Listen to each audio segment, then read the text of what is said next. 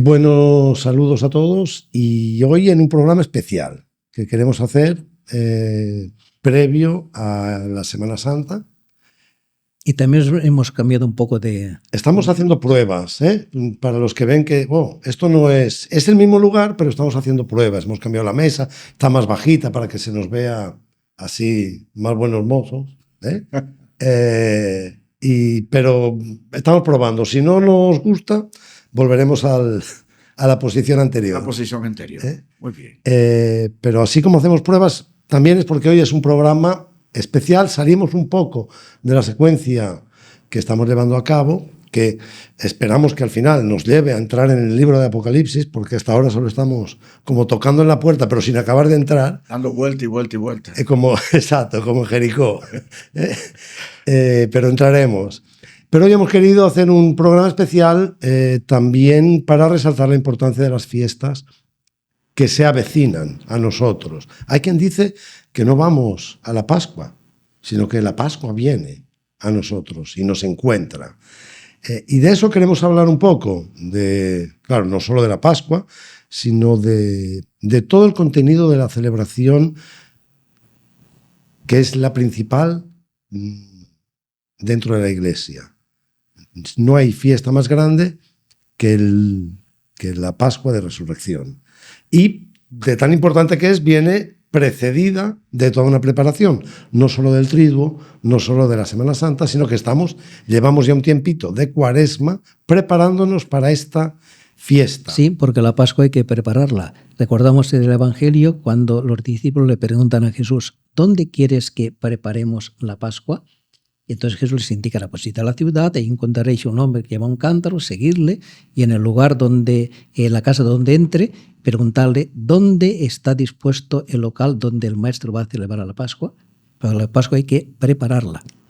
Y la preparación de la Pascua es precisamente todo lo que conocemos como la Cuaresma. Y curioso que mencione Jesús, porque lo que celebraban era otra Pascua, pero que aparentemente está en relación con la nuestra. Y eso es una novedad de las últimas, digamos, décadas. Bueno, hay que tener en cuenta un poco el Evangelio. Si seguimos el Evangelio de San Juan presenta 3 Pascuas que celebra Jesús en su vida pública. Las 2 primeras dice, estaba cerca la Pascua de los judíos. Pero en la última Pascua San Juan dirá, sabiendo Jesús que tenía que pasar de este mundo al Padre, habiendo amado a los suyos que estaban en el mundo, los amó hasta el extremo. Y esta Pascua es la Pascua de Cristo. La tercera Pascua que celebra Jesús en su vida pública es su Pascua. Ya no es la Pascua de los judíos. Ya no es la Pascua de los judíos. Pero tampoco es todavía, es el prolegómeno de lo que será la Pascua cristiana.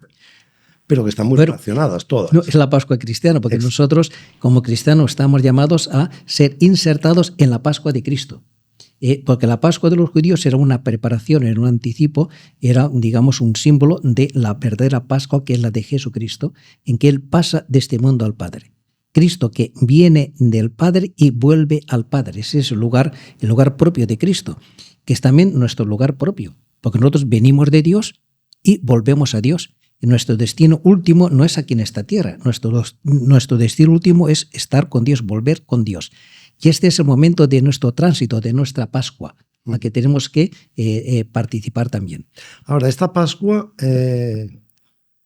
o esta celebración, o esta preeminencia de la resurrección de la Pascua dentro de la liturgia cristiana es relativamente nueva, porque yo recuerdo de niño, y no voy a decir cuántos años tengo, pero recuerdo de niño, en la Semana Santa tenía un gran componente de procesiones, sobre todo pasión, la pasión de Cristo como centro. Sobre toda la pasión, sí. De hecho, la Pascua siempre ha sido importante en la Iglesia, solamente que durante bastante tiempo se resaltaba sobre todo el aspecto, digamos, del sentimiento de la pasión, con las procesiones de la Semana Santa, con todo esto, y el momento de la resurrección quedaba como un poco más oculto. Hasta que vieron la reforma que hizo ya Pío XII, en los años 50 hubo una primera reforma de la Pascua, poniendo la centralidad de la celebración en el domingo de resurrección. Recuerdo cuando era niño, el sábado por la mañana ya se celebraba la resurrección. Y recuerdo que solíamos ir por la calle con latas y haciendo ruido y tocando, en fin. Sí, los curas en la iglesia y la gente haciendo ruido en la calle. Sí. Sí. Y en Santo Domingo, República Dominicana, la centralidad de ese sábado estaba en la quema del Judas. ¿Verdad?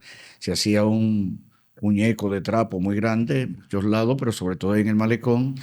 Y entonces, a la hora que repicaban gloria, si se dice repicó gloria, repicaron gloria, ¿no? Entonces, a esa hora se quemaba el Judas y ya la gente podía volver a la vida normal, porque la vida era totalmente anormal. Había gente que hacía cosas el Viernes Santo que impensable ahora como son las cosas. La gente no caminaba rápido, no se bañaba en un río, no iba a la playa, no hacía nada de lo que se está haciendo ahora, sino que había una cultura cristiana extendida más o menos y la gente estaba totalmente tranquila.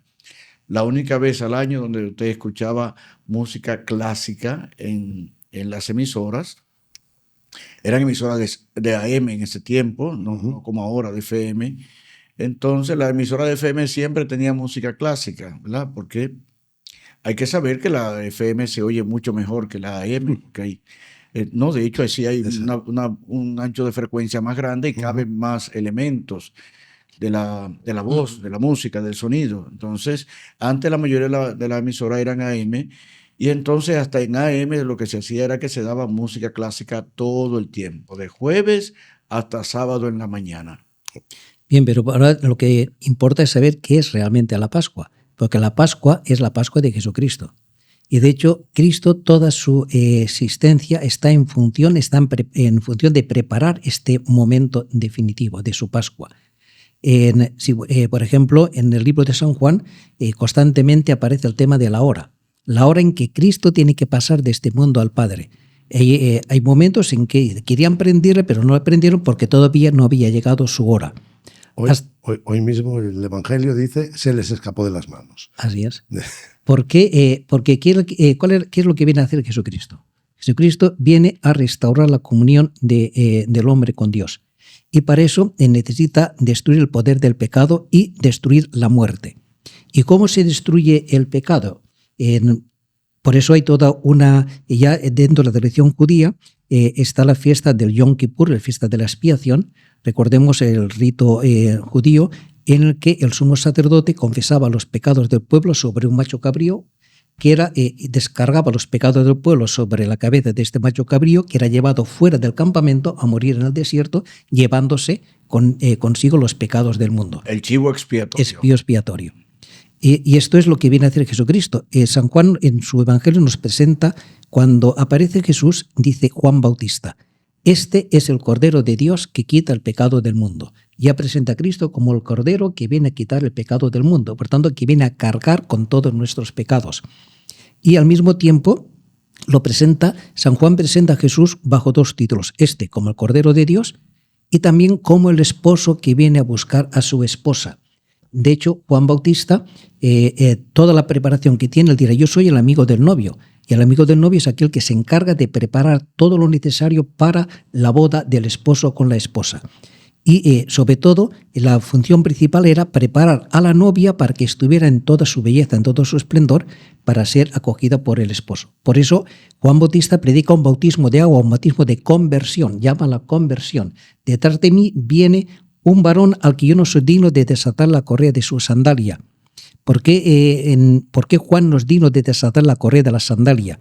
No porque, hablando de que yo no soy nadie para respecto a él, no es por falsa humildad ni por humildad, sino porque eso solamente lo puede hacer la esposa con el esposo. Y Juan no es la esposa, es el amigo del esposo que prepara el acontecimiento del encuentro con Cristo. O sea, está diciendo no que soy tan bajo que no merezco ni hacer el trabajo, sino que no me corresponde. No me corresponde a mí. No es mi función. Uh-huh. Bueno, eso explicaría un poco una frase enigmática sobre San Juan Bautista en el Evangelio, cuando dice Jesús, entre los nacidos de mujer nadie mayor que Juan, pero el más pequeño en el reino de los cielos es más grande que él. Entonces, ¿cómo quedamos eso? Es decir, que a nivel de santidad personal, nadie más grande que Juan. Pero a nivel de significado, Juan todavía pertenece al Antiguo Testamento, es el que hace el enlace entre el Antiguo y el Nuevo Testamento. Él no entra todavía, no es la esposa. ¿Quién es la esposa? Nosotros somos la esposa. Por tanto, en el reino, a nivel de significado, en el reino de los cielos, el más pequeño es más grande que él en cuanto en este sentido. Por eso Jesucristo, durante toda su vida pública, irá buscando a la esposa que es pecadora, cargando con el pecado de la esposa.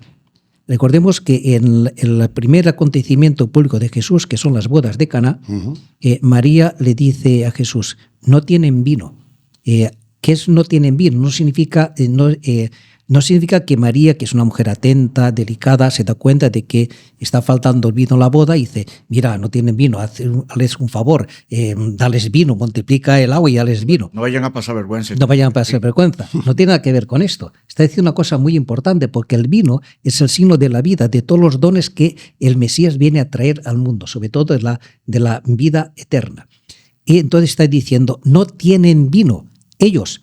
Tanto está diciendo que tú y yo sí que tenemos vino. Entonces, de otras palabras, está diciendo, da la vida por ellos. Porque Cristo ha venido para dar la vida, cargar con el pecado del mundo y destruir el pecado del mundo, muriendo llevando estos pecados.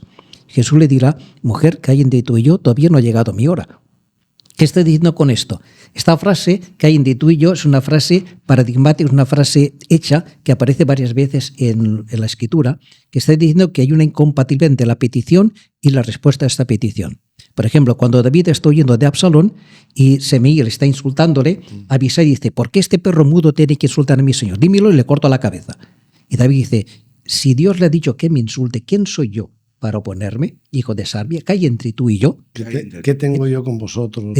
Entonces, está diciendo que Dios está cumpliendo una acción de Dios para conmigo, para ayudarme, para mi humillación, para que yo reconozca y me apoye en él. Pues bien, eso parecido sucede con Jesús, a María. Está diciendo, yo ahora no puedo morir, porque todavía no me han descargado sus pecados. La esposa todavía no me ha descargado sus pecados. Entre otras cosas está diciendo, tú no me puedes enviar a la muerte porque tú no tienes pecado. En el fondo está diciendo, por eso, durante todo el tiempo, Jesús va a encontrarse con una serie de personas, concretamente por ejemplo, la mujer samaritana, con la mujer adúltera, etcétera, en la que es la esposa que va a ir descargando los pecados sobre Jesucristo hasta que llega la culminación de este pecado, que es cuando el sumo sacerdote, después de la resurrección de Lázaro, dice, tiene que morir uno para que no perezca el pueblo entero. Y San Juan anotará, esto lo hizo porque como era sumo sacerdote tenía poder de profetizar y tenía que morir no solamente por el pueblo, sino por el mundo entero. Y por tanto, a recolón seguido, dirá Jesús en la cena que le ofrecen en Betania, que es generalmente es la cena que se da después del Shabbat, hay una mujer, esta sí que es pecadora, que le unge los pies y le está diciendo, muere por mí. Y Jesús dirá, a recolón seguido, entra en Jerusalén y dirá, ha llegado mi hora. Ahora es el momento porque ya han descargado todos sus pecados sobre mí. Me han enviado. Me han enviado. Ahora ya ha llegado la hora de dar la vida, de pasar de este mundo al Padre. Bien, Padre, una cosa que es importante, porque estamos presuponiendo una serie de cosas. ¿Qué es esto de que Jesucristo es el esposo y la iglesia es la esposa, yo soy la esposa? ¿De dónde viene todo esto? ¿Por qué se habla en una situación como hablando de una relación conyugal o algo así? Sí, bueno, la relación entre Dios e Israel es una relación esponsal. En el monte Sinaí hay una alianza de signo esponsal, cuando Dios dice, vosotros seréis mi pueblo y yo seré vuestro Dios. Que en el fondo es la fórmula que aparece en el Cantar de los Cantares. Yo soy para mi amado es para mí. Ahí, por tanto, la relación que Dios quiere establecer con el hombre, con la humanidad, es una relación esponsal, en la que Dios se dona totalmente al hombre y el hombre, si realmente acoge este don de Dios, a su vez le responde con todo su ser, con toda su entrega. Que este es el amor esponsal, el amor que se da entre los esposos. De hecho, el matrimonio es un signo de esta realidad. Muy bien. Entonces, es un amor exclusivo. Exclusivo y único. como existe entre esposo y esposa. Por eso, cuando Israel se va tras los ídolos, los profetas dicen que está adulterando, cometido adulterio. Y que Dios es un Dios celoso. Que, Sí, que no comparte. No comparte con otros. Pero además de exclusivo, hay otro componente del amor esponsal en sí mismo, que es eterno. Eterna. Para siempre. Para siempre. Por eso es importante, no es un capricho de la Iglesia el decir lo que Dios ha unido. No lo separa el hombre, porque el matrimonio es el sacramento de esta realidad, de lo que Dios quiere hacer con nosotros. Y ese amor es eterno. Bien, por eso, de hecho, los evangelios, no solamente San Juan, también los evangelios sinópticos. Por ejemplo, cuando le preguntan a Jesús, ¿por qué tus discípulos no ayunan? Dice, mientras está el novio con ellos, ¿por qué tienen que ayunar? Ya llegará un momento que les sea arrebatado el novio, entonces ayunarán. Tanto, y literalmente dice que Cristo es el esposo de la Iglesia. Entonces, la Pascua. Entonces Jesucristo, ¿qué es lo que viene a hacer Él? Él viene a pasar, Jesucristo va a entregar su vida, va a donar su vida, llevándose consigo los pecados del mundo, amando hasta el extremo, perdonando. De hecho, cuando está en la cruz dirá, Padre, perdónales porque no saben lo que hacen. Y entonces Él libremente asume con todos nuestros pecados, entra en la cruz y muere llevándose consigo los pecados del mundo. Y al llevar con eso nos restaura a nosotros en la comunión con Dios. Y no solamente esto, sino que precisamente por eso Dios lo resucita de entre los muertos y por tanto destruye también el poder de la muerte. Esta es la Pascua de Cristo, en que Él, entrando libremente a la cruz, experimente, conoce la resurrección. De hecho, cuando Jesucristo resucita, la tarde de la resurrección, cuando se aparece a sus discípulos, estando con las puertas cerradas porque tienen miedo, Jesús aparece a través de la muerte y les dirá, Shalom, paz a vosotros. No tengáis miedo, yo he vencido a la muerte. Ya podéis descansar, ya podéis entrar en la paz. Porque nadie puede tener paz mientras tenga un enemigo que le aceche, que le rodee. Pero el último enemigo en ser vencido es la muerte. Cristo ha vencido la muerte. Por tanto, ya no hay muerte. No sé si nos hemos enterado de esta realidad. La muerte no existe. Nosotros no hemos sido, Dios no nos ha creado para pasar unos cuantos años aquí en este mundo, morir y se acabó. No, Dios, que nos ama y su amor es eterno, nos ha creado para siempre. Nosotros viviremos para siempre. Es cierto que vamos a ser transformados, porque la vida presente no es la vida definitiva. San Juan lo dice claramente en su primera carta. Hijitos, aún no se ha manifestado lo que somos. Sabemos que cuando se manifieste seremos semejantes a Él, porque lo veremos tal cual es. A mí me gusta la expresión de estando las puertas cerradas se apareció entre ellos. Entre ellos. Estando las puertas cerradas. Por mí. Entonces, ¿cómo fue la situación? No, yo no me refiero a los apóstoles que tenían miedo. Yo me refiero a Jesucristo que se aparece con las puertas cerradas.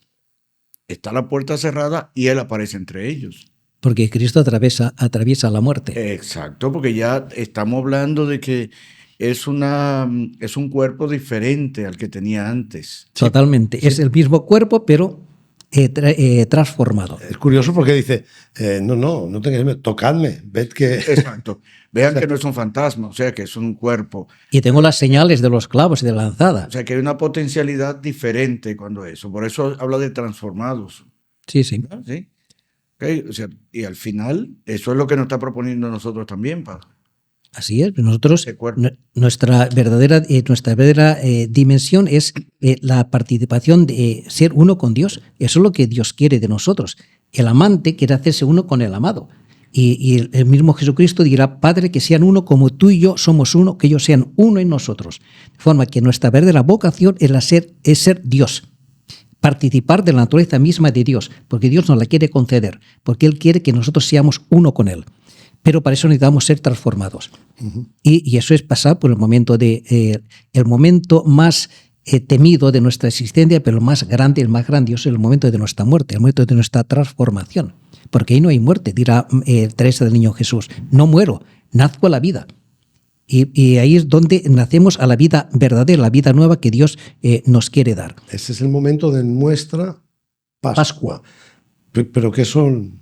Lo dejamos para el final, sí. Porque antes Padre, esta celebración de la Pascua, que además se habla de la vigilia, está llena de ritos, de signos, de eventos que cada uno tiene un significado.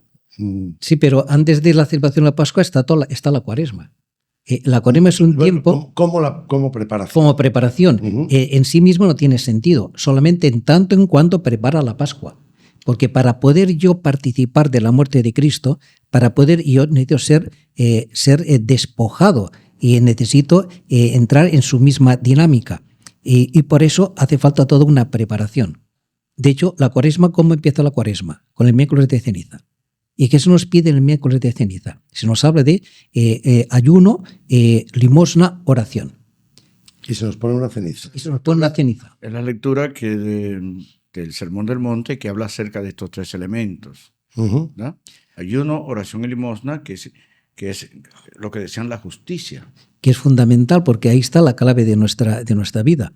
Y de hecho, el primer domingo de Cuaresma se nos presenta siempre las tentaciones de Jesús en el desierto, que son las tentaciones a las que todos nosotros estamos sometidos.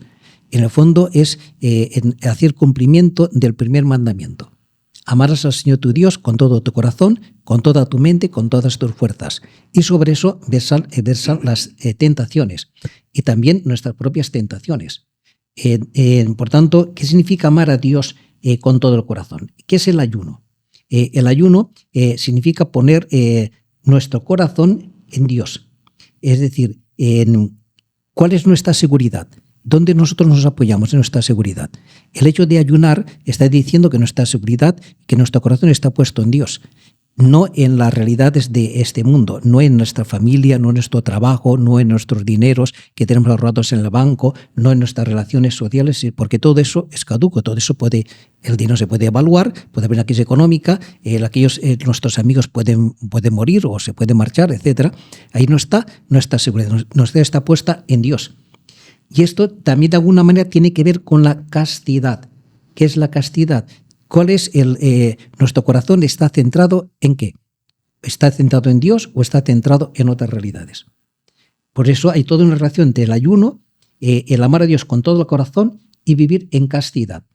Lo mismo que también una relación entre la limosna, entre amar a Dios con todas nuestras fuerzas y la virtud de la pobreza. ¿Qué es pobre? Pobre es aquel que no se fía de sí mismo, sino que toda su seguridad la tiene puesta en Dios. Por eso hace falta amar a Dios con todas nuestras fuerzas, con todo aquello que nosotros poseemos, que todo aquello que nosotros tenemos.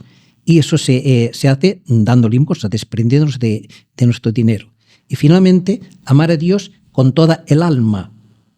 Para eso hace falta la oración. ¿Qué es la oración? Es entrar en la voluntad de Dios, sabiendo que aunque en nuestra vida hay cosas que no entendemos, sin embargo, tenemos una seguridad de que Dios todo lo que permite en nuestra vida está en función de nuestra Pascua, de nuestro encuentro con Él, de nuestra purificación, porque no podemos estar en comunión con Dios si no somos purificados primeramente de todas nuestras realidades. Y eso tiene que ver con la obediencia.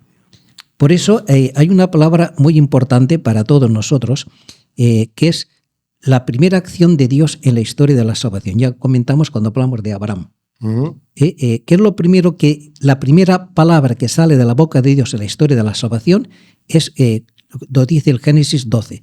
Dijo Dios a Abraham, sal de tu tierra, de la casa de tus padres y vente a la tierra que yo te mostraré. Este imperativo sal, en hebreo es lejí, es un imperativo muy importante que recorre toda la Escritura, pero curiosamente siempre aparece en labios de Dios o en labios de Jesucristo, con una pequeña excepción. El amado en el Cantar de los Cantares a su amada. Dice, ven, hermana mía, vente.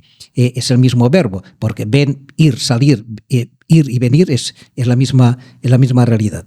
Entonces, ¿qué le está diciendo con esto Dios a Abraham? Está diciendo, sal, es decir, deja tus seguridades.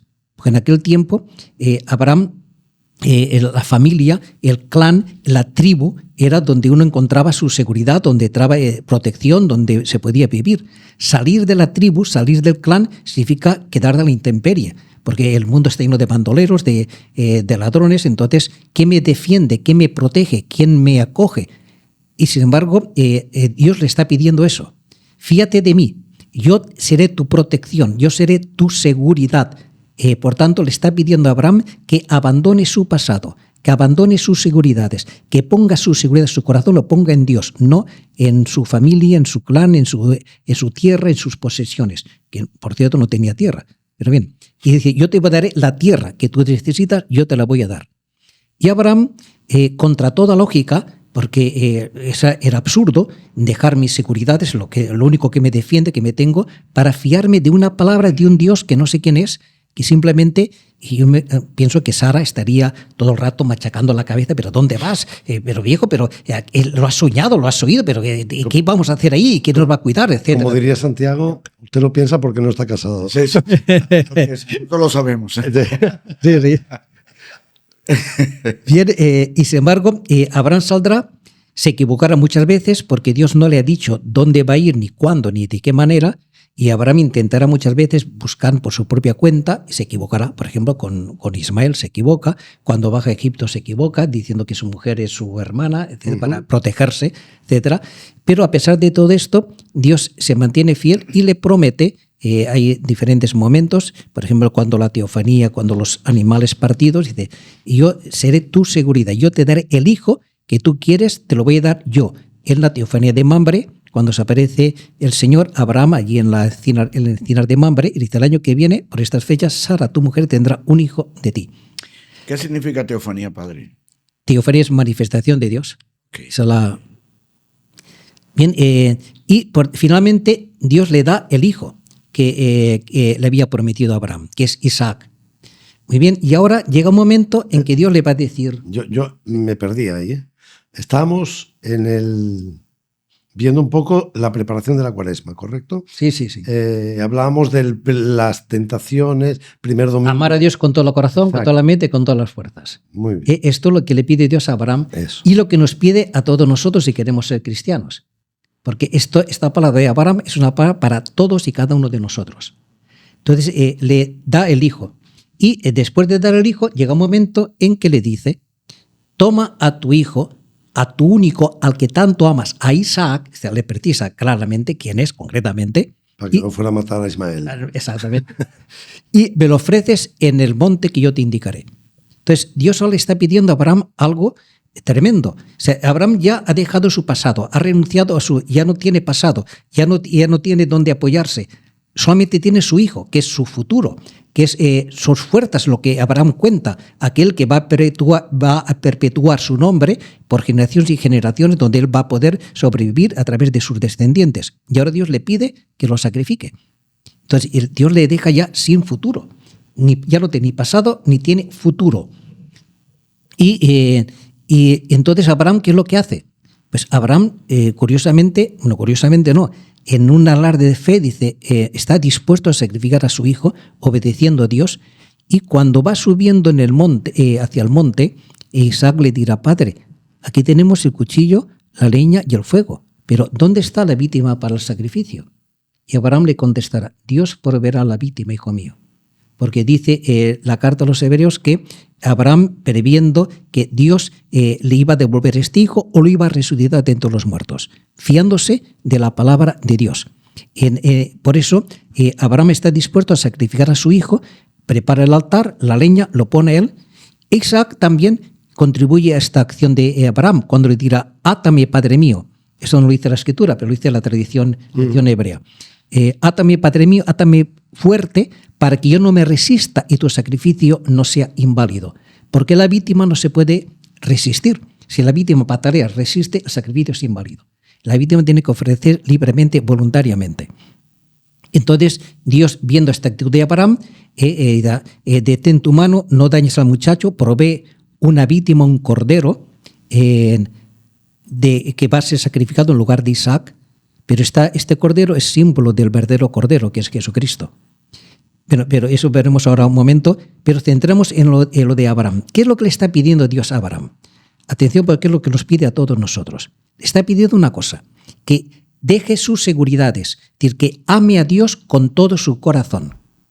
Ahora le está pidiendo que le ame con todas sus fuerzas, con todo su futuro. Dios se los pide todo, o sea, le deja sin nada. Qué terrible es este Dios que no nos deja ni respirar. Dios se lo exige todo. Y Abraham en ese momento tiene que tomar una decisión. Entro en la voluntad de Dios en contra de mi mente, en contra de mi lógica, en contra de mi razón, porque esto es absurdo a la razón humana. Obedezco a Dios, o bien digo, ni hablar, ¿yo cómo voy a hacer ese disparate? Eso es imposible. Yo lo habré soñado, eso no puede ser. Dios no me puede pedir eso, no me puede exigir esto. Entonces Abraham está dispuesto a hacerlo, a amar a Dios con toda su mente y toma una decisión en el momento presente, que es el momento definitivo. El pasado no existe, el futuro tampoco existe, lo que existe es la decisión presente, en el momento que Abraham obedece y entra en la voluntad de Dios, dispuesto a sacrificar a su hijo. ¿Y por qué pide esto Dios? ¿Por qué Dios deja a Abraham sin nada? Justamente para poderle llenarle del todo. Porque para poder Dios llenarnos del todo, tenemos que estar vacíos del todo. Porque si nosotros queda una reminiscencia de un ídolo, Dios no puede venir, no puede entrar, porque Dios no comparte la habitación, digamos, con un extraño. Es decir, por tanto, Dios le está pidiendo a Abraham que se vacíe por completo, que lo dé todo para poder llenar del todo. Porque para poder tenerlo todo, hay que darlo todo. Para poder ir a donde no sabemos, Dios nos lleva de la mano a un destino glorioso, pero no sabemos por dónde nos lleva Él. Para poder ir a donde no sabes, tienes que aceptar ir por donde no sabes. Y por tanto, dejarte conducir por Dios, fiarte totalmente de Dios. Esto es lo que nos constituye a nosotros como cristianos. Esto es realmente lo que es la fe. Y termino con un ejemplo que aparece también en el libro en el Evangelio. Podríamos hablar, por ejemplo, de la viuda de Sarepta con Elías, cuando le ofrece lo único que tiene, chin de harina y un poco de aceite. Pero en el Evangelio dice que Jesús está a la puerta del templo, está viendo cómo la gente entra y echa sus limosnas en el cepillo del templo. Y en esto llega una viejita, una viuda, que echa 2 moneditas. Y Jesús dirá, ¿habéis visto esta mujer? Está echado más que todos los demás. Porque los otros echaban lo que les sobra. Esta ha dado todo lo que tenía para vivir.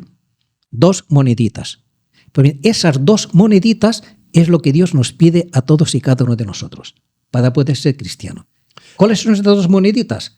Amar a Dios con todo el corazón, amar a Dios con todas las fuerzas, y en este momento queda la cuestión, ¿las echo o no las echo? ¿O me las guardo? Porque ¿qué es lo que hace esta mujer? Se fía totalmente de Dios. Además, lo que Dios nos pide es nada. ¿Qué puedo yo comprar? ¿Qué puede comprar esta mujer con 2 moneditas? Va al colmado con eso que puedo comprar. Unas galletas de soda y un refresco con mucho, ya. Y se acabó. Es decir, lo que Dios está pidiendo es nada a cambio de dárnoslo todo. Pero para eso hace falta amar a Dios con toda la mente. ¿Echo o no echo las 2 moneditas? ¿Me fío o no me fío de Dios? ¿Entro en la obediencia o no entro en la obediencia de Dios? Bueno, vale la pena señalar que el sacrificio de Isaac, o llamémoslo intento de sacrificio, es una de las lecturas del Antiguo Testamento que aparece en la vigilia pascual, Sí. Marcada cada año. Muy bien, pero continuamos con esta preparación, porque nos vamos a quedar en la preparación solo y no entraremos en la vigilia. Sí, pero eso si nos pide todo eso, las tentaciones. Luego, en el segundo domingo, que es la transfiguración, ¿qué significa la transfiguración? Dios aparece con la luz y aparece Moisés y Elías que están hablando con él sobre qué, sobre el próximo tránsito que iba a padecer en Jerusalén. Sobre el éxodo. Sobre el éxodo, el paso, el pasar de este mundo, salir de este mundo al Padre. Pues bien, y así lo vemos con los otros evangelios que aparecen en la Cuaresma, el encuentro, por ejemplo, con la mujer samaritana, con el ciego de nacimiento, donde Jesucristo se encuentra con estas personas que las lleva de la incredulidad a la fe y por tanto, le lleva a la comunión con Él. El pasaje de Jesús con la samaritana hace referencia al agua. La transfiguración a la luz. Sí. Todo esto son signos y ritos que aparecerán en la vigilia. La luz, luego el agua bautismal. Son temas que, lo digo por irlo subrayando. Jesús le dirá a la samaritana el agua que le va a dar, ya no necesitará ir al pozo, porque tendrá una fuente dentro de ella que salta a la vida eterna. Y esta agua es el Espíritu Santo que se nos da en el bautismo. Luego el ciego, un poco también tinieblas, luz. Es toda una catequesis bautismal. Vuelve a tocar el tema de la luz, del ver, no ver, el que vive en tinieblas. Que hay una acción de Cristo sobre poniendo barro con su saliva, que es la palabra de Dios, sobre nuestro barro, que es nuestra realidad. Y eso, esta palabra nos llama, nos molesta, porque le pone barro en los ojos, le molesta y dice, ahora vete, lávate. Tiene necesidad de lavarse. Y al lavarse, ve, recobra la vista. Y aquel que no veía el amor de Dios en su vida, ahora contempla la misericordia de Dios sobre su existencia. Y por eso puede dar testimonio. Lo importante de este ciego es que, lo mismo que la mujer samaritana, inmediatamente va a su pueblo y dice, mirad, venid a ver a un hombre que me ha hecho todo lo que he hecho. Y la gente creyó a través del testimonio de la mujer y luego con el encuentro personal con Jesucristo. Y este ciego lo mismo que hace es dar testimonio, es decir, proclamar lo que Dios ha hecho con él. Yo era ciego y ahora veo. Y esto es un cristiano. El cristiano es aquel que confiesa públicamente la fe. ¿Y qué es confesar públicamente la fe? En contar simplemente lo que Dios ha hecho contigo. Porque Dios con nosotros está actuando constantemente. Nos está llevando de la oscuridad a la luz, de la muerte a la vida. Y esto es lo que hace Jesucristo, que culminará con la resurrección de Lázaro. De aquel que está muerto y ya está podrido, sin embargo, Dios es el vencedor de la muerte. Y es muy importante en este momento, cuando llega Marta, dice, Señor, si hubiera estado aquí, mi hermano no habría muerto. Y Jesús le dice, tu hermano resucitará. Marta dice, sí, ya lo sé, en la resurrección del último día. Y Jesús le va a decir, Marta, yo soy la resurrección y la vida. Yo soy la resurrección y la vida. Aquel que cree en mí y haya muerto, vivirá. Y aquel que vive y cree en mí no morirá para siempre. ¿Qué está diciendo con esto? Aquel que ha muerto y cree en mí vivirá, porque en Dios no hay muertos. Dios es Dios de vivos. En Dios no hay muerte, no existe la muerte. Por eso cuando se manifiesta a Moisés dirá, yo soy el Dios de Abraham, de Isaac y de Jacob. Abraham, Isaac y Jacob a los ojos del mundo han muerto, pero no a los ojos de Dios porque están vivos. Nuestros parientes que a los ojos del mundo están muertos, a los ojos de Dios no están muertos, están vivos. No hay muerte. No sé si esto lo podemos entender. No existe la muerte. En Dios no hay muerte. Dios nos ha creado para la vida eterna, no para morir. Para ser transformados, sí. Y es el momento, si queremos, más temido de nuestra existencia, pero es el más grande de nuestra vida. El momento en que vendrá el Señor, como nos ha prometido, y de eso ya hemos hablado en otro podcast, vendrá el Señor y nos llevará consigo para que donde está Él estemos también nosotros. Por eso, toda nuestra vida está en función de la preparación de esta Pascua. Y la Pascua de la preparación anual nos remite a la preparación de nuestra Pascua definitiva, que es el encuentro con Dios. Por eso le está diciendo, en primer lugar, esto, que no hay muerte. Dios es Dios de muertos, es Dios de vivos, no de muertos. Y en segundo lugar, y aquel que todavía vive, todavía está en este mundo de paso, de tránsito, y que de mí no morirá para siempre. ¿Qué significa esto? Que el cristiano tiene un poder que ha recibido de Cristo, que es el poder de vencer a la muerte. El cristiano es aquel que puede caminar sobre el mar. ¿Quién puede caminar sobre el mar? Cristo. Y no solamente Cristo, sino aquel que, mirando a Cristo, como Pedro, mientras mira a Cristo, puede caminar sobre el mar. ¿Quién puede vencer a la muerte? Aquel que con Cristo ha entrado en la muerte y ha experimentado la resurrección. Porque para poder resucitar, yo primero tengo que morir. No puedo resucitar si primero no muero. Por eso el Señor nos prepara con todo esto, nos prepara para nuestro tránsito, nuestro paso. ¿De qué manera? Pues lo dirá el Evangelio muy claramente. Es necesario vender todos nuestros bienes, porque aquel que no vende todos sus bienes no puede entrar en el reino de los cielos. Vender todos los bienes, ponerse totalmente a disposición del Señor. Es decir, Señor, toda mi vida es tuya, todo es tuyo, haz de mí lo que quieras. Yo me pongo en tus manos, me fío de ti. Y de hecho, el momento más grande de nuestra existencia es cuando aceptamos morir. Porque en ese momento estamos dando a Dios todo. Esta es mi vida, tómala en tus manos, yo me fío de ti. Hay un miedo, hay un temor. Cristo, de hecho, sudó sangre ante la muerte, pero Padre, que se haga tu voluntad, no la mía. En ese momento, aceptar morir es el momento que aceptamos despojarnos de todo, que damos todo lo que tenemos, lo ponemos en manos de Dios. Me emociona que todos los primeros cristianos lo tenían totalmente claro, hasta tal punto que, vamos a decir que inventaron palabras, ¿verdad? La palabra cementerio es una palabra cristiana, porque cementerio significa dormitorio. San Pablo en la carta a los Colosenses habla de los que duermen en el Señor, es decir, que aquellos que han muerto, y San Pablo dice, yo no quiero que sean ignorantes como los otros, no quiero que sean ignorantes, sino que estos que han muerto se nos adelantaron un poquitico a nosotros, pero nosotros también estaremos ahí, dormiremos con ellos también en algún momento, o mucho mejor todavía, si llega el Señor, ¿verdad? Y no tenemos que, también lo dice la carta a los Corintios, que no seremos desvestidos, sino revestidos, o sea que habrá una generación que se encuentre con el Señor aquí cuando venga en esta tierra, que es lo que creemos todos nosotros, y esa generación no va a morir. Sí, sí. Por eso están esperando en ser despertados. Por eso la palabra cementerio es una palabra cristiana, en cambio la palabra pagana era necrópolis, ciudad de los muertos. No existe la necrópolis, no existe la ciudad de los muertos. Los que están allí están durmiendo, espera de ser despertados.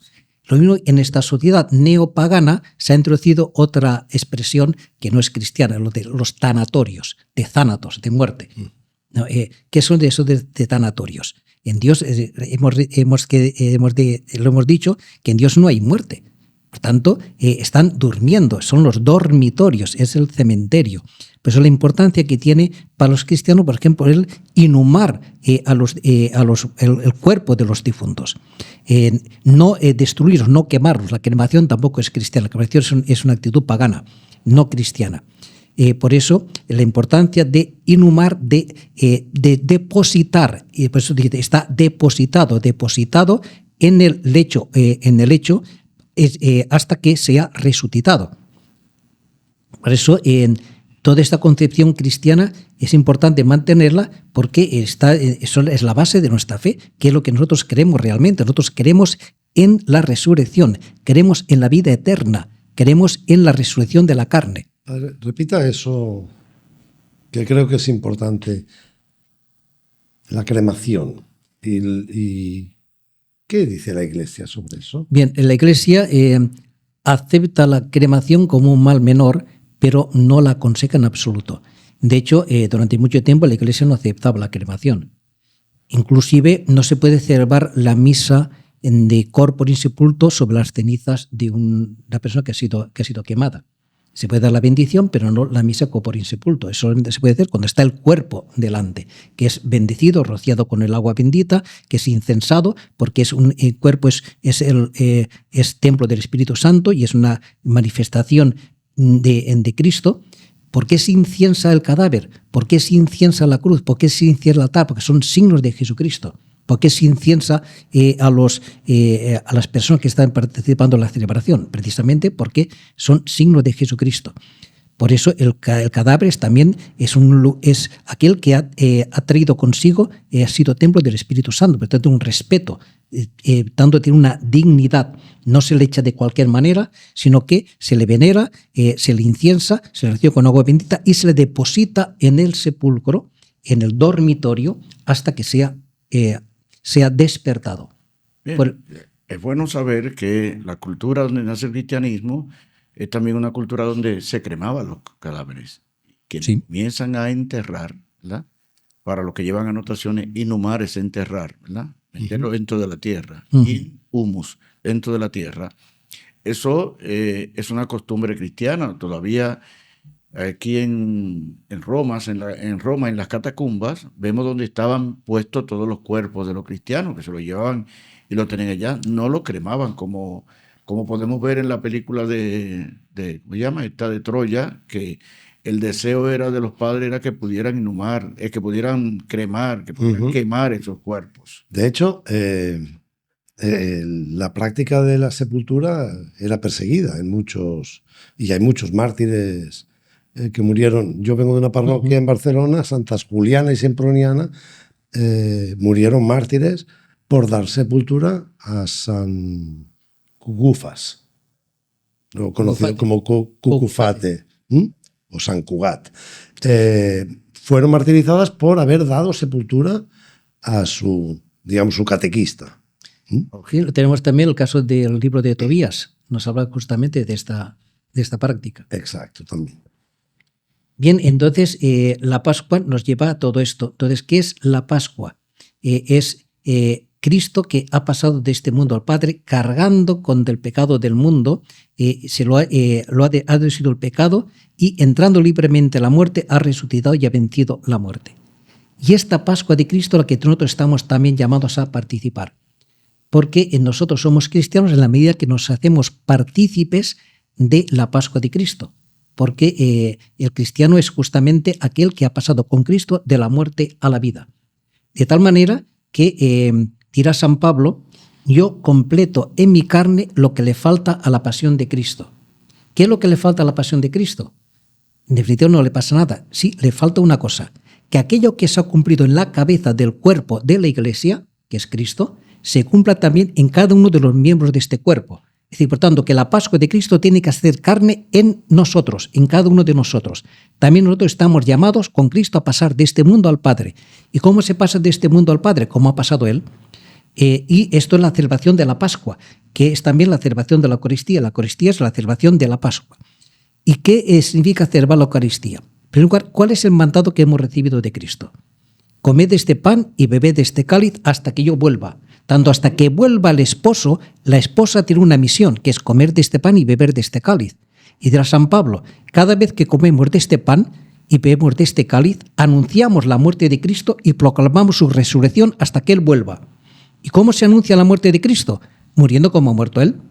Es decir, si yo estoy dispuesto a cargar con el pecado de aquellos que me rodean, de mi marido, de mi mujer, de mis hijos, de mis padres, de mi jefe del trabajo, de lo que sea, de mi vecino, si yo estoy dispuesto a cargar libremente con el pecado del otro y cargando con este pecado, puedo entrar en la cruz y ahí es donde voy a conocer la vida eterna, la resurrección. Esta es mi participación. Yo anuncio la muerte de Cristo porque muero con Él. Y ahí es donde conozco lo que es la vida eterna, porque la vida eterna está en poder amar, en poder donarse. Y este es donde yo tengo vida y vida para siempre. Entonces, esto es lo que yo celebro en la Eucaristía y lo que estoy llamado a vivir en la Pascua. Y esto es lo que me constituye a mí como cristiano. La vivencia de la Pascua, la celebración de la Eucaristía. No se puede ser cristiano sin la Eucaristía. Es imposible. No se puede ser cristiano sin yo hacerme partícipe de Cristo, sin ser uno con Cristo, sin entrar con Él en el acontecimiento pascual, que es el acontecimiento definitivo que da la explicación a toda la historia del hombre y la historia de la humanidad. De esto hablaremos más adelante en otros momentos. Se habla mucho de lo de morir con Cristo o morir una muerte semejante a la de Cristo. Uh-huh. Y a mí se me ha quedado lo que hablábamos antes, que me parece que es muy ilustrativo. El chivo expiatorio, el cordero que si patalea, sí, ya no sirve. No sirve.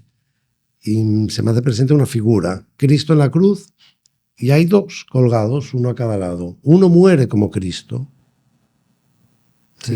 Yo lo merezco. Y hay otro que muere pataleando. Sálvate a ti y sálvame a mí. Uh-huh. El morir con Cristo para resucitar con Él. No es lo mismo morir como muere uno de los dos ladrones, San Dimas, sí, a morir como muere el otro que no tiene nombre. Sí. Pero, y esto precisamente lo que hace Jesucristo es la luz que ilumina al mundo. Por eso Jesús, después del episodio de la mujer adúltera, cuando la reenvía a su sepulcro para ser transformada, dirá Jesús, yo soy la luz del mundo.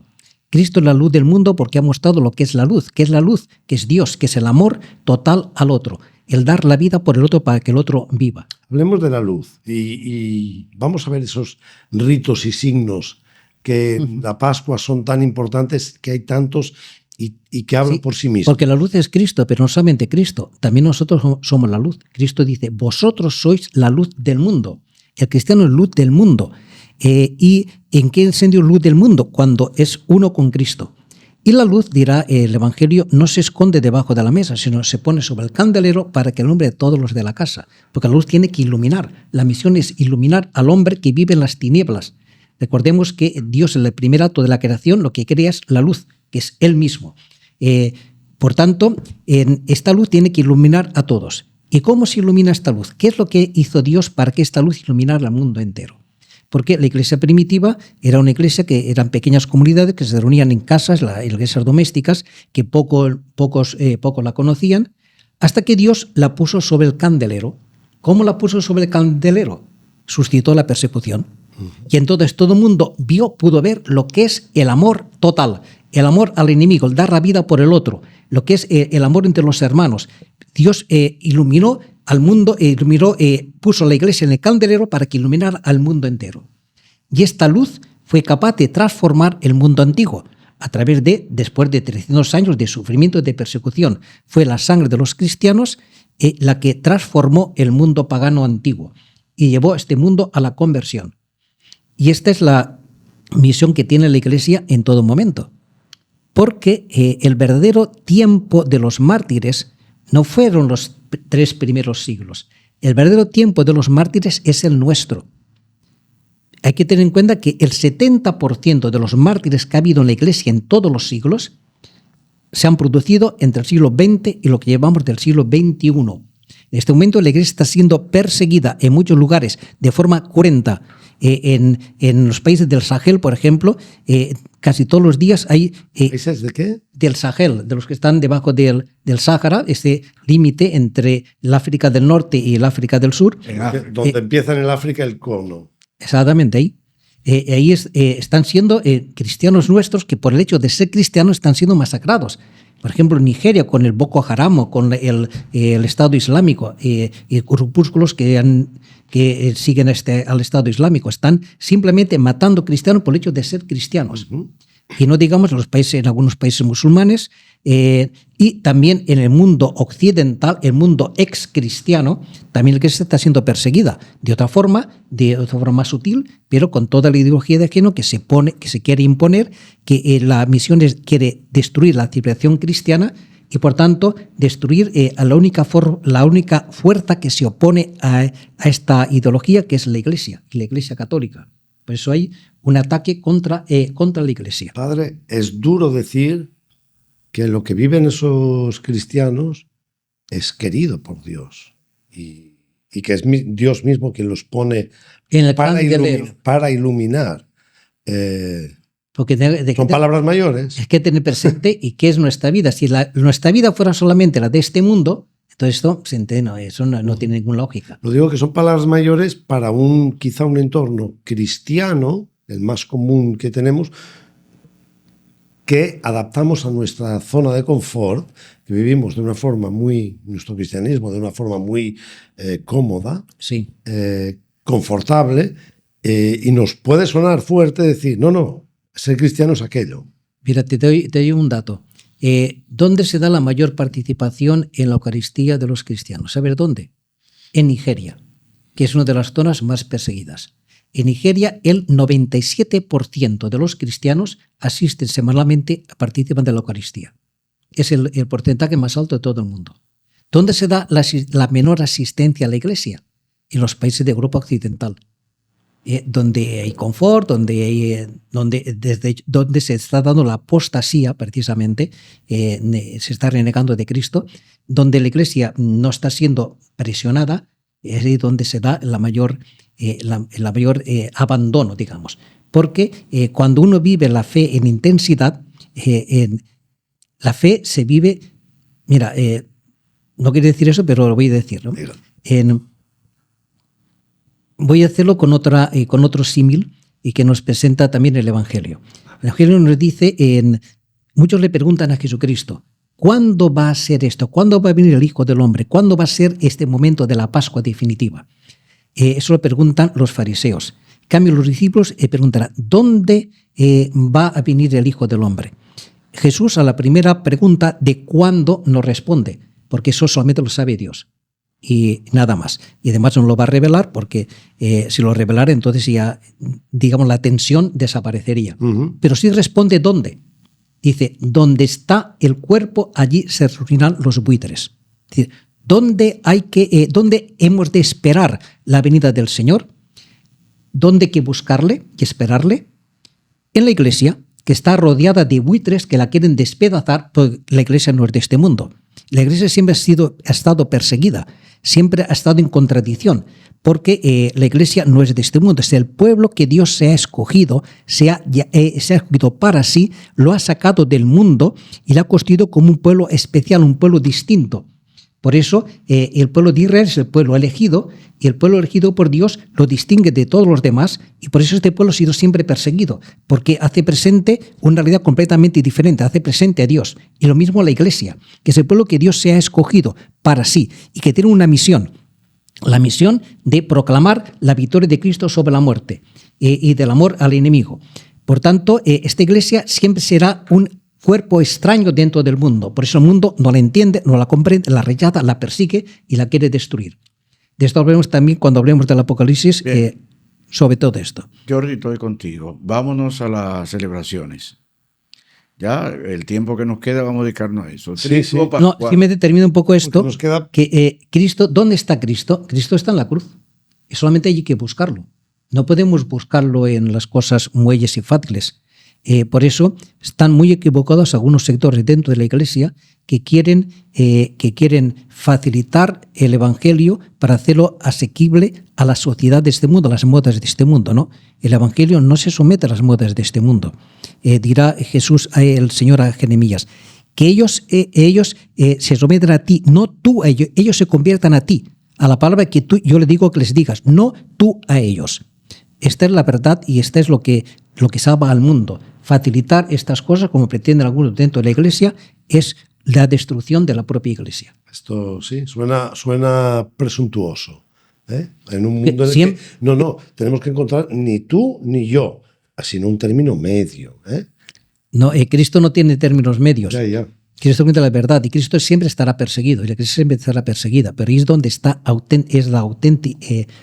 el Cristo auténtico, que Pablo dirá, nosotros predicamos un Cristo crucificado. No hay otro. Digamos una palabra rápida porque el tiempo Venga, fue vamos para ello. sobre las celebraciones que tendremos, empezando por Domingo de Ramos y luego lo que se llama el Triduo Pascual de jueves, viernes y sábado hasta entrar luego en la Sí, vigilia. Rápido. El Domingo de Ramos es Cristo que entra en Jerusalén aparentemente con un triunfo victoriado, y entra montado en un asno tal como habían anunciado los profetas. Es no como un rey victorioso, porque Cristo no viene a reinar, viene a reinar de otra manera. Y su reino, lo dirá después Santo Pilato, no es de este mundo. Y viene a entrar en su casa, digamos así, en su lugar. El problema está que este pueblo no lo va a recibir. Y de hecho Jesús se quejará. ¿Cuántas veces he querido reunirte como la gallina sus polluelos y tú no has querido?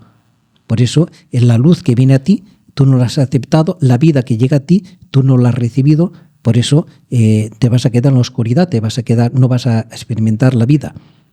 Entonces, este es el sentido que tiene la entrada de Cristo cuando todo el mundo le está clamando y los fariseos dirán, dile que se callen, que es lo que están diciendo. Y Jesús dirá, si estos callan, hablarán las piedras.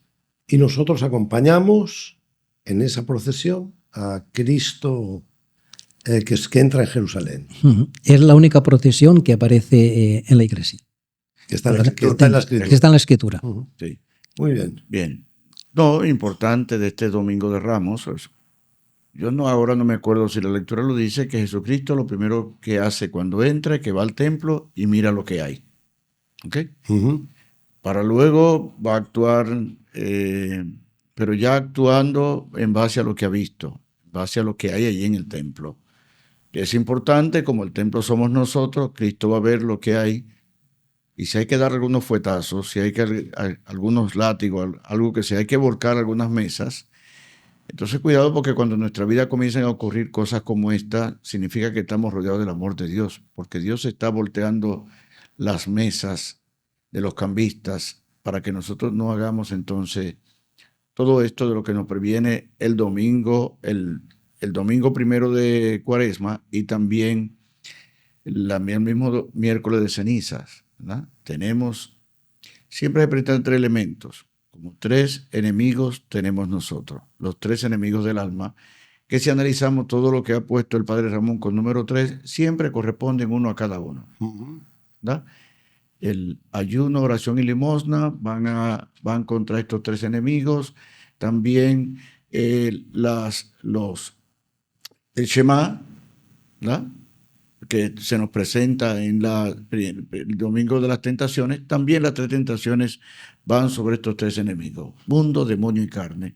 En algún programa pues tendremos que tocar esto, no quiero hacerlo más para allá. Sí, eso también los llamados consejos evangélicos: pobreza, castidad y obediencia, que es consejo para todos los cristianos. Porque ¿sí? Sí, no solo para los curas, sino que... para todos. Okay. Entonces, sigamos adelante, porque tenemos que ir rápido ya con esto. Sí, ya estamos... Bien, el Jueves Santo, ¿qué es lo que estamos el Jueves Santo? El Jueves Santo lo que celebramos es Cristo que de forma clara Él se queda con nosotros, porque la encarnación de Cristo es definitiva. No se encarna por un momento, cumple su misión y luego ya se acabó la encarnación, ¿no? Cristo estará encarnado hasta el final de los siglos, bueno, por toda la eternidad. Por eso, porque Cristo es Dios y hombre verdadero, y permanece siendo Dios y siendo hombre. Parecía un triduo pascual. ¿Por qué es jueves, viernes, sábado y domingo? Si el triduo vence 3 días. Es que el triduo comienza propiamente con el viernes, no con el jueves. En el jueves, donde aparece Jesucristo entregándose, poniéndose a sí mismo al servicio de todos nosotros, quedándose con nosotros a través del pan y del vino. Por eso Jesús dirá en la última cena, en el momento dirá: tomad y comed, este es mi cuerpo, que se entrega por vosotros. No, también, padre, que la celebración del jueves siempre es una celebración vespertina. Sí. ¿Okay? La celebración oficial es vespertina, por lo tanto pertenece ya al otro día. Ya al otro día.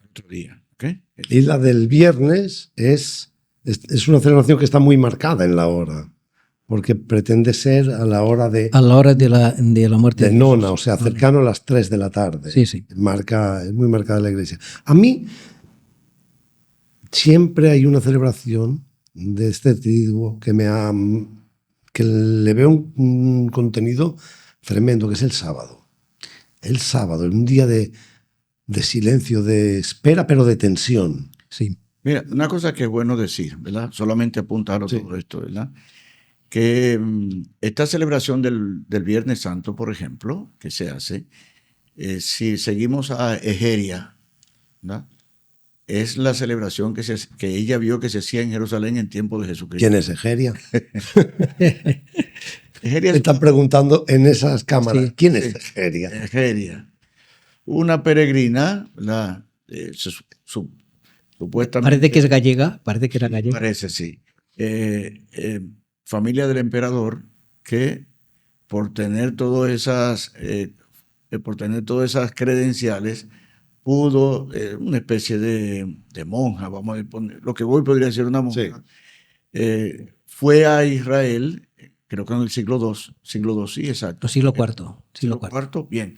Y entonces allí logró ver cómo era la celebración que se hacía allí sobre jueves, viernes sobre todo, ella lo describe. O sea que la celebración que estamos haciendo hoy en la iglesia tiene muchos siglos.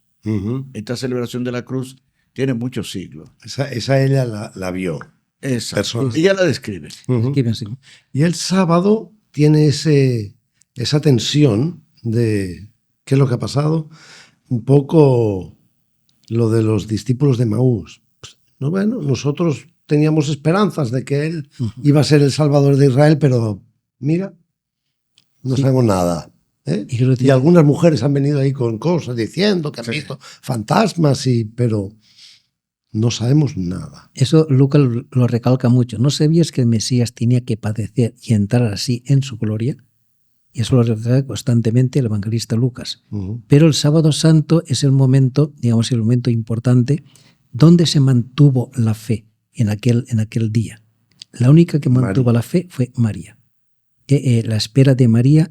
Por eso uno de los dones de María es la vigilia de María ante el sepulcro. Ella fue la que mantuvo la fe cuando los demás la habían perdido. El mismo Juan la perdió. De hecho, nos dice el Evangelio que cuando Juan, en la mañana de la resurrección, entra en el sepulcro y vio las vendas, y eso, entonces creyó. Entonces se dio cuenta, recordó que aquello que había dicho Jesús, que había resucitado de entre los muertos. En ese momento cree Juan, en ese momento. Pero lo único que mantuvo durante el sábado fue María, que mantuvo la llama de la fe. Y después de esa tensa espera, ahí es que aparece la explosión de la resurrección en la vigilia pascual, que explota delante de todos como un gran anuncio. Ha resucitado. La muerte ha sido vencida. Nosotros hemos sido llamados para la vida y la vida eterna. Tanto que la muerte no está, Cristo la ha destruido. Ya se terminó la muerte.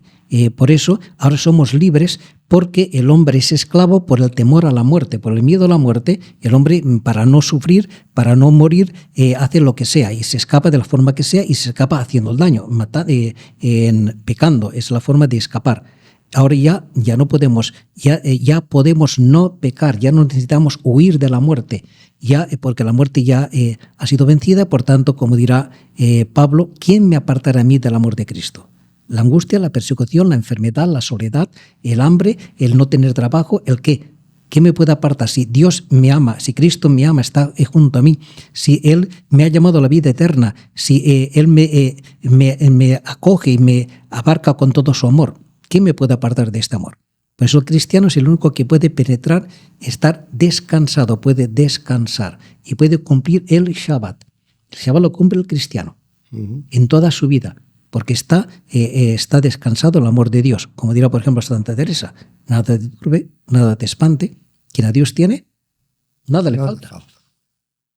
Bueno, pues hoy hemos tenido un episodio así fuera de secuencia, un poco más largo, que nos ayude también a aportar nuestro granito de arena para ayudarnos a preparar esta Pascua que ya viene, en estos días próximos. Ojalá pues hayamos aportado algo. Y que nos preparemos para nuestra verdadera Pascua, nuestro momento definitivo. Es curioso cómo muchas veces muchos cuadros antiguos pintaban a los santos con una calavera. No es porque los santos fueran necrófilos, sino porque la vida del santo está siempre pendiente de este momento, del momento definitivo de nuestro tránsito. Toda nuestra vida está en función y en preparación para este momento, como toda la vida de Cristo está en función y preparación de su paso de este mundo al Padre. También la vida del cristiano está en función de este momento definitivo, que es el momento de nuestra Pascua, y por tanto todo contribuye a la preparación para este momento. Pues muy bien. Nada, solo nos queda desearle a todos, aquellos que lo van a celebrar, que tengan una feliz Pascua de Resurrección, también para nosotros. Tengamos cada uno donde la celebre, una feliz Pascua de Resurrección, y seguiremos en el próximo capítulo con nuestra secuencia y que ya por fin entraremos de lleno en el libro del Apocalipsis. Sigan comentando, sigan suscribiendo y nos vemos en una semana.